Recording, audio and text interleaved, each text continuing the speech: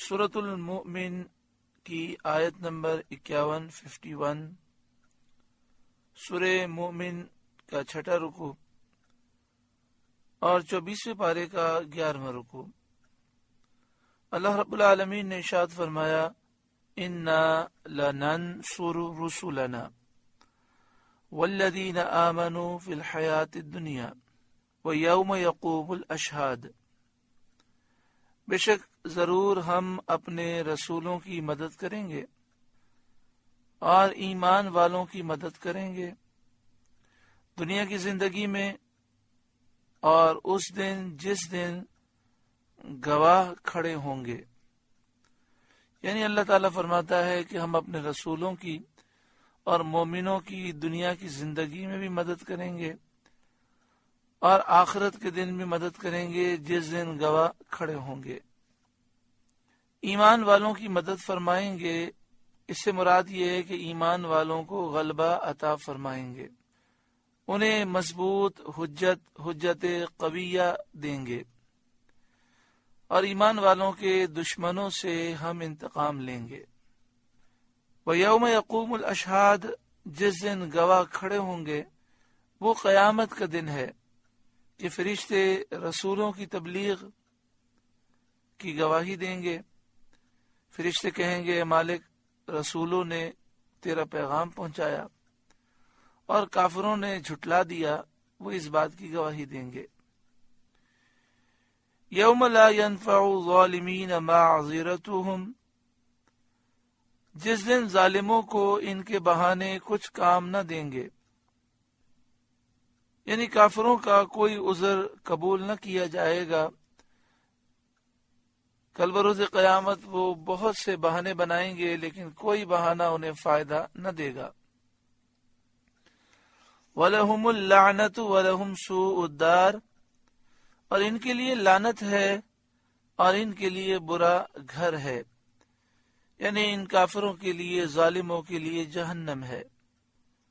وَلَقَدْ آتَيْنَا مُوسَى الْهُدَى، اور بے شک ہم نے موسیٰ کو رہنمائی عطا فرمائی، یعنی موسیٰ علیہ السلام کو توریت عطا فرمائی، معجزات عطا فرمائے۔ وَأَوْرَثْنَا بَنِي إِسْرَائِيلَ الْكِتَابَ، اور بنی اسرائیل کو کتاب کا وارث کیا، یعنی بنی اسرائیل کو توریت کا وارث کیا۔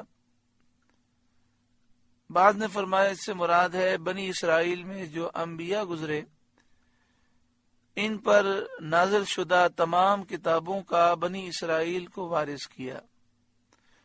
توریت، انجیل، زبور، یہ تینوں کتابیں بنی اسرائیل کے انبیاء پر نازل ہوئیں۔ توریت حضرت موسیٰ علیہ السلام پر، انجیل حضرت عیسیٰ علیہ السلام پر، زبور حضرت داؤد علیہ السلام پر، اور چند صحیفے بھی نازل ہوئے بنی اسرائیل کے انبیاء پر۔ ہدی و ذکریٰ لأولی الالباب، عقل مندوں کی ہدایت اور نصیحت کے لیے۔ فاصبر، تو اے محبوب آپ صبر کریں، اپنی قوم کی ایذا پر صبر کریں۔ ان وعد اللہ حق، بے شک اللہ کا وعدہ سچا ہے، اللہ آپ کی مدد ضرور فرمائے گا، آپ کے دین کو ضرور غالب کرے گا، آپ کے دشمنوں کو ضرور ہلاک کرے گا۔ حضرت قلبی علیہ الرحمہ نے فرمایا کہ آیت صبر آیت قتال سے منسوخ ہو گئی، یعنی فرمایا گیا اے محبوب آپ صبر کریں۔ یہ حکم اس وقت تھا جب تک جہاد کی اجازت نہ تھی، پھر جب جہاد کا حکم آیا تو یہ حکم دیا گیا کہ ظالموں سے آپ انتقام لیں۔ وَاسْتَغْفِرْ لِذَنبِكَ، اور اپنوں کے گناہوں کی معافی چاہیں، یعنی اپنی امت کے گناہوں کی معافی آپ مانگیں، اپنی امت کے لیے استغفار کریں۔ وَسَبِّحْ بِحَمْدِ رَبِّكَ بِالْعَشِيِّ وَالْإِبْكَارِ، اور اپنے رب کی تعریف کرتے ہوئے صبح و شام اس کی پاکی بیان کریں، یعنی اللہ تعالیٰ کی عبادت پر مداومت رکھیں، ہمیشہ اللہ کی عبادت کریں۔ حضرت عبداللہ بن عباس رضی اللہ تعالی عنہما نے فرمایا اس سے 5 نمازیں مراد ہیں۔ صبح و شام اللہ کی تعریف کرتے ہوئے پاکی بیان کریں، یعنی 5 نمازیں ادا کریں۔ ان الذین یجادلون فی آیات اللہ بغیر سلطان اتاہم، وہ جو اللہ کی آیتوں میں جھگڑا کرتے ہیں بغیر کسی سند کے جو انہیں ملی ہو، بغیر کسی دلیل کے، ان جھگڑا کرنے والوں سے کفار قریش مراد ہیں، ان کے پاس کوئی دلیل نہیں، بغیر کسی دلیل کے اللہ کی آیتوں میں جھگڑا کرتے ہیں۔ ان فی صدورہم الا کبر ما ہم ببالغیہ، ان کے دلوں میں نہیں مگر ایک بڑائی کی ہوس جسے نہ پہنچیں گے، یعنی ان کے دل میں ایک بڑائی کی ہوس ہے جس بڑائی کو یہ حاصل نہ کر سکیں گے۔ اسی تکبر اور اس بڑائی کی ہوس کی وجہ سے یہ کفار نبی اکرم صلی اللہ علیہ وآلہ وسلم کا انکار کرتے ہیں، آپ کو جھٹلاتے ہیں، اور انہوں نے ایمان کے مقابلے میں کفر کو اختیار کیا۔ ان کافروں نے یہ گوارا نہ کیا کہ کوئی ان سے اونچا ہو، کوئی ان سے بلند ہو، اس لیے سید انبیاء صلی اللہ تعالی علیہ وآلہ وسلم سے عداوت کی، دشمنی کی، اس برے خیال کی وجہ سے کہ اگر آپ صلی اللہ علیہ وسلم کو وہ نبی مان لیں گے تو کافر سرداروں کی بڑائی جاتی رہے گی اور انہیں امتی بننا پڑے گا اور چھوٹا بننا پڑے گا، اور یہ لوگ ہوس رکھتے تھے بڑے بننے کی۔ ان فی صدورہم الا کبر ما ہم ببالغیہ، ان کے دلوں میں نہیں مگر ایک بڑائی کی ہوس جسے نہ پہنچیں گے اور وہ اس بڑائی کو حاصل نہ کر سکیں گے، بڑائی میسر نہ آئے گی، بلکہ حضور صلی اللہ علیہ وآلہ وسلم کی مخالفت اور آپ صلی اللہ علیہ وسلم کا انکار ان کے لیے ذلت، رسوائی اور بربادی کا سبب ہوگا۔ فاستعذ باللہ، تو آپ اللہ کی پناہ مانگیں حاسدوں کے مکر و فریب سے اور شر سے۔ اللہ تعالی ہمیں بھی حاسدوں، دشمنوں، مفسدین اور دیگر فساد کرنے والوں سے، برائیاں پھیلانے والوں سے اللہ تعالی محفوظ فرمائے، کیونکہ حاسد اپنی حسد کی آگ میں جب جلتا ہے تو جادو ٹونے، نظر بد، آسیب کے ذریعے نقصان پہنچانے کی کوشش کرتا ہے، کبھی دوسرے انداز میں نقصان پہنچانے کی کوشش کرتا ہے۔ اللہ تعالی ہر مسلمان کو دشمنوں اور حاسدوں کے مکر و فریب سے محفوظ فرمائے۔ فاستعذ باللہ، تو آپ اللہ کی پناہ مانگیں حاسدوں کے مکر و فریب سے۔ انہ هو السمیع البصیر، بے شک وہی سنتا دیکھتا ہے، وہی سننے والا دیکھنے والا ہے۔ لخلق السماوات والارض اکبر من خلق الناس، بے شک آسمانوں و زمین کی پیدائش انسانوں کی پیدائش سے بہت بڑی ہے۔ یہ آیت ان لوگوں کے رد میں نازل ہوئی جو قیامت کے دن اٹھنے کا انکار کرتے ہیں۔ اس آیت کریمہ میں ان پر حجت قائم کی گئی۔ جب تم اس بات کو مانتے ہو کہ آسمان و زمین اللہ نے پیدا کیا، جب تم آسمان و زمین کی پیدائش پر باوجود ان کی اس عظمت اور بڑائی کے اللہ تعالیٰ کو قادر مانتے ہو، آسمان و زمین اتنے بڑے ہیں، اس کے باوجود تم مانتے ہو کہ اللہ نے انہیں پیدا کیا، تو پھر انسان کو دوبارہ پیدا کر دینا اللہ کی قدرت سے کیوں بعید سمجھتے ہو؟ کیوں یہ عقیدہ رکھتے ہو کہ اللہ تعالیٰ انسان کو مارنے کے بعد دوبارہ پیدا نہیں کر سکتا؟ وَلَكِنَّ أَكْثَرَ النَّاسِ لَا يَعْلَمُونَ، لیکن اکثر لوگ جانتے نہیں ہیں۔ اکثر لوگ سے یہاں مراد کافر ہیں، اور یہ بتایا جا رہا ہے کہ قیامت کے دن اٹھنے کا یہ جو انکار کرتے ہیں، اس کا سبب ان کی جہالت ہے، بے علمی ہے۔ وہ آسمان و زمین کی پیدائش پر قادر ہونے سے بعض پر استدلال نہیں کرتے، پھر انہیں چاہیے تھا کہ وہ آسمان و زمین کی پیدائش کو دیکھ کر اس بات کو سمجھنے کی کوشش کرتے کہ اللہ تعالیٰ انسانوں کو دوبارہ مارنے کے بعد اٹھانے پر قادر ہے. وما یستوی الاعمی والبصیر،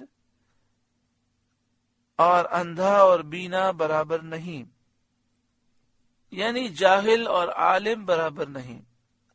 یعنی جو اللہ تعالیٰ کی قدرت دیکھ کر، اس کی مخلوق دیکھ کر اللہ کو پہچانتے ہیں وہ آنکھ والے ہیں، اور جو اتنی عظیم مخلوقات کو دیکھ کر اللہ کی معرفت حاصل نہیں کرتے وہ اندھے ہیں. والذین آمنوا وعملوا الصالحات ولا المسیء، اور نہ وہ جو ایمان لائے اور اچھے کام کیے اور بدکار، یعنی جو مومن نیک صالح ہے وہ اور جو بدکار ہے یہ دونوں بھی برابر نہیں. قلیلا ما تتذکرون، کتنا کم دھیان کرتے ہو، بہت قلیل تم غور و فکر کرتے ہو. ان الساعة لآتیۃ لا ریب فیہا، بے شک قیامت ضرور آنے والی ہے، اس میں کچھ شک نہیں. ولیکن اکثر الناس لا یؤمنون، لیکن اکثر لوگ ایمان نہیں لاتے. اکثر لوگ مرنے کے بعد زندہ کیے جانے پر یقین نہیں کرتے. وقال ربکم ادعونی استجب لکم، اور تمہارے رب نے فرمایا مجھ سے دعا کرو میں قبول کروں گا. اللہ تعالیٰ بندوں کی دعائیں اپنی رحمت سے قبول فرماتا ہے. اعلیٰ حضرت امام اہل سنت امام احمد رضا علیہ رحمہ کے خلیفہ حضرت صدر الافاضل علامہ سید نعیم الدین مراد آبادی علیہ رحمہ تفسیر خزائن العرفان میں لکھتے ہیں اللہ تعالیٰ بندوں کی دعائیں اپنی رحمت سے قبول فرماتا ہے، اور ان کے قبول کے لیے چند شرطیں ہیں. ایک، دعا میں اخلاص، یعنی جب انسان دعا مانگے تو یہ مقصد نہ ہو کہ لوگ دیکھیں، لوگ واہ واہ کریں، بڑی اچھی دعا منگوائی، بڑی لمبی لمبی دعائیں مانگتا ہے، بلکہ دعا میں اخلاص ہو. مقصد یہ ہو کہ میں اپنے رب کو راضی کروں، میں اپنے رب سے مانگوں. پہلی شرط ہے دعا میں اخلاص. دوسرے یہ کہ قلب غیر کی طرف مشغول نہ ہو، یعنی دعا مانگتے وقت انسان اللہ تعالیٰ کی طرف متوجہ ہو، غیر اللہ کی طرف توجہ نہ کرے. تیسرے یہ کہ وہ دعا کسی امر ممنوع پر مشتمل نہ ہو، یعنی ایسی دعا نہ مانگے کہ جو مانگنا منع ہے، گناہ کی دعا نہ مانگے، حرام چیز کا سوال نہ کرے. جس قسم کی دعا مانگنے سے منع کیا گیا ہے وہ دعا نہ مانگے.